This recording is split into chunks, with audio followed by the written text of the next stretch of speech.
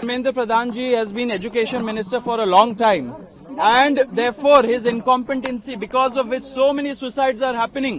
कितने बच्चे मर चुके हैं इस टाइम पे, एंड इतने सारे जो पेपर लीक के मामले हो रहे, डेटा डिस्क्रिपेंसीज हो रहा है, ये सारे चीजों के वजह से we are demanding that Dharmendra Pradhan has to go. Either he resigns or he is sacked from the cabinet. Bhimrao Ambedkar ji ने बोला था, एजुकेट, ऑर्गेनाइज, एजिटेट.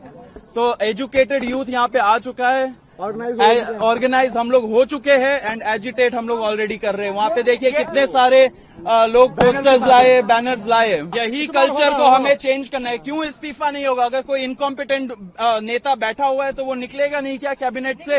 निकालना चाहिए या नहीं निकालना चाहिए? तो ये जो कल्चर है नॉन आंसरेबिलिटी का, ओपेसिटी का, ट्रांसपेरेंसी बिल्कुल नहीं है, कोई जवाबदेही नहीं. यही कल्चर के खिलाफ युवा बाहर रोड पे निकला है. अभी पुलिस ने पूरा अश्योर किया है कि हमारे साथ भी कोऑपरेट करेंगे, एंड जो एंटी सोशल एलिमेंट्स है उनको भी वो मॉनिटर कर रहे हैं, उनके खिलाफ भी एक्शन होगा अगर वो कुछ भी केओस पैदा करते हैं यहाँ पे.